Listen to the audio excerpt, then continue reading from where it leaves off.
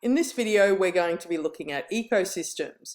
Now, the first thing we need to understand is when we're talking about the environment of an organism, we're talking about its surroundings, which are both living and non-living. So the other name we have for living things is biotic, and for non-living is abiotic.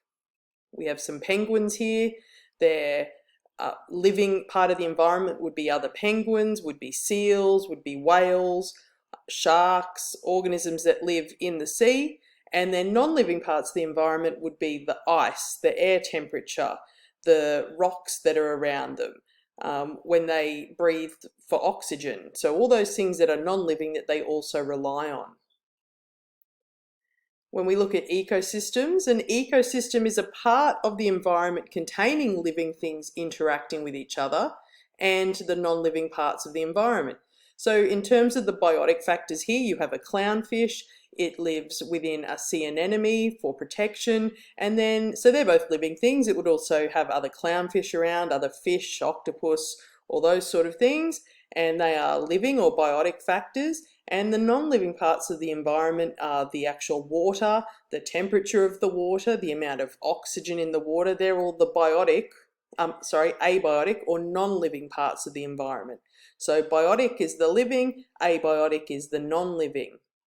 Now we've got a video here you can watch on ecosystems.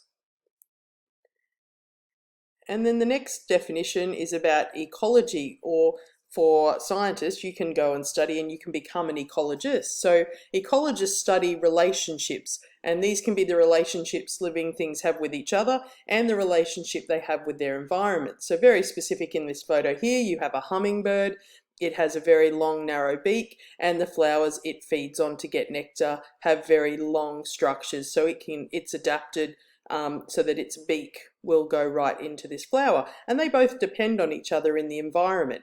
One for the nectar and pollen to get moved from plant to plant, and for the bird, it's to get some food.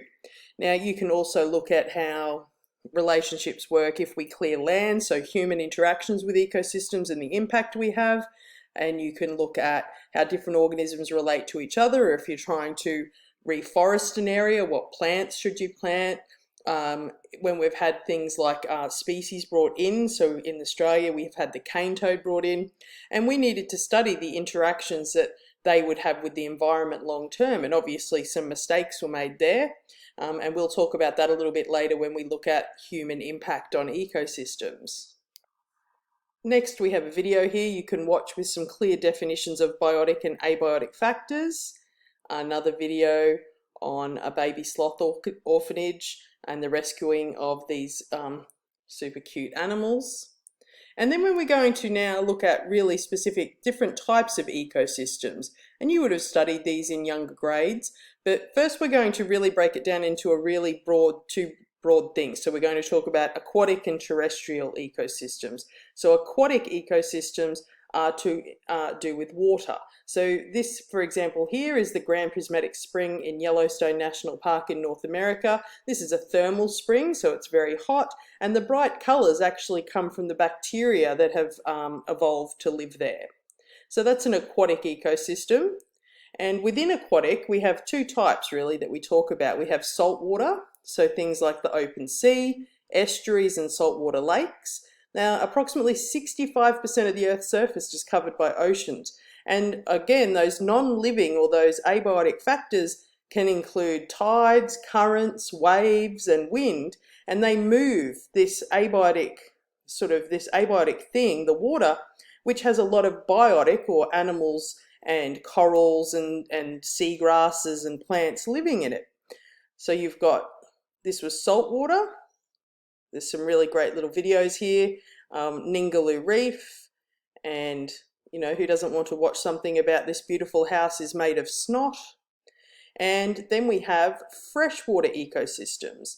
So these are things such as still lakes or ponds, swamps, and moving water such as springs and creeks and rivers, or from when snow has melted up high in mountains, it is fresh water, so not salt water. And you'll have, of course, different types of plants that live here and different animals. I mean, plants that live in saltwater have special adaptations to deal with salt. You can't just take a freshwater plant and expect it to grow in salt water. So that's again one of those, the biotic factor is really impacted by the abiotic factor. But this is, again, this is fresh water. So we have saltwater and freshwater ecosystems. As I mentioned earlier, the other type of ecosystem we'll look at in the broad sense are terrestrial ecosystems. So these are environments that vary as a result of topography, climate, availability of water, and human activity. But really what that means is they're not in the water, they're on the land. And I mean, being on land, you have very broad types of ecosystems. You can have rainforests and open forests, then you can have deserts and grasslands, which really have very different biotic and abiotic factors within them. Okay, even cities are examples of terrestrial environments. Your school is your environment when you're there during the day. You've got here, so this is Yosemite National Park in America. You can see there's big rock structures, there's trees. Of course, some of these rocks do not have plants growing on them because of the type of soil, and you will have differing seasons there.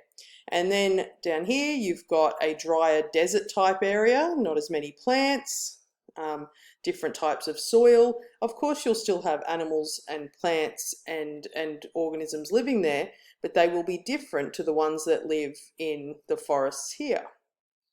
And of course, like I said before, you have terrestrial and interterrestrial ecosystems.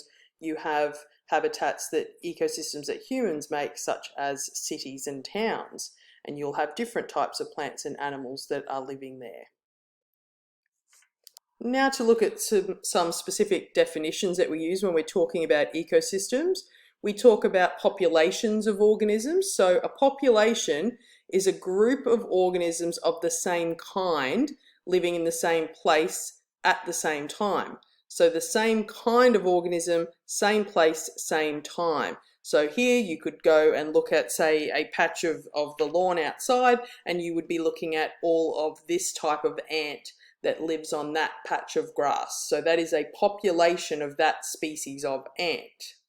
Then we actually can talk about communities of organisms. So these are organisms that live together in a particular place. So here you've got a lizard and you've got the ants again, and you have organisms, and we'll talk about it at a later date, which have very specific relationships. So symbiotic relationships, so vines that rely on other plants, parasitic relationships where it's good for one organism and not for another, or mutual relationships where it's good for both organisms. One animal might eat insects off the other animal, the other one gets the insects removed from their skin.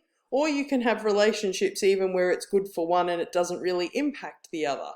But communities are organisms that live together in a particular place. Now there's another video you can watch here on biomes and communities, and a great little meerkat video. Now there's been a few definitions, but this one's also an important one when we talk about an organism's habitat. So the habitat of an organism is the place where it lives.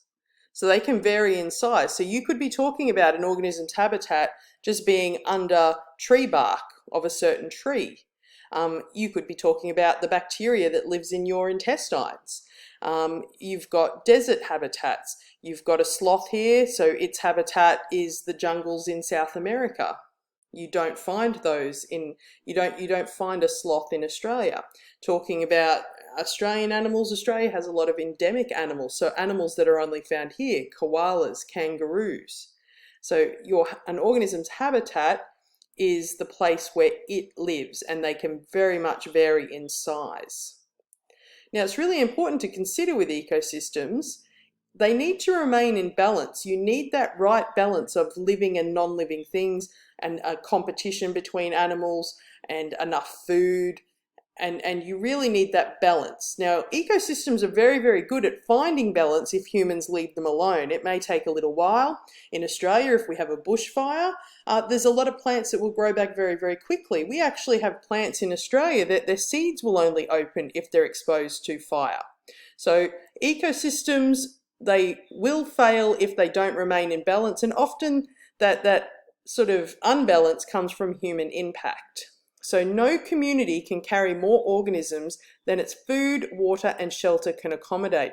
So we see this sometimes. We've just had a mouse plague out in Western Queensland, And that was because we had a lot of rain, there was a lot of food, a lot of mice went and had babies, and they can have a lot of babies at a time. But it won't keep going forever, because there will get a point where all of these mice and all of these babies, they will eat through the food, run out, and you'll start to have some of them die. So you can't have more organisms than the food it can have, food it can eat, or the water it requires, or the shelter. So, organisms will go through these cycles where the numbers will go up and then down, up and then down, depending on competition and food availability particularly. So food and territory are often balanced by natural phenomena. So as I mentioned before, in Australia we have bushfires, there can be disease, there can be some extra predators that have come into an area, or there's been an increase in their numbers. They'll eat a lot of organisms, same sort of thing. They'll eat a lot of the organisms as their food dies down, they'll either have to find new territory, or some of them may die. So it will find that balance again, an ecosystem. All right, so couple of little videos here. So one on habitats. As I mentioned before, you can look specifically, this is just a cool diagram that I've used for many, many years, but it talks about the fact that a tree can be the habitat to a lot of different organisms. So you can just have a look through that. Another couple of videos here.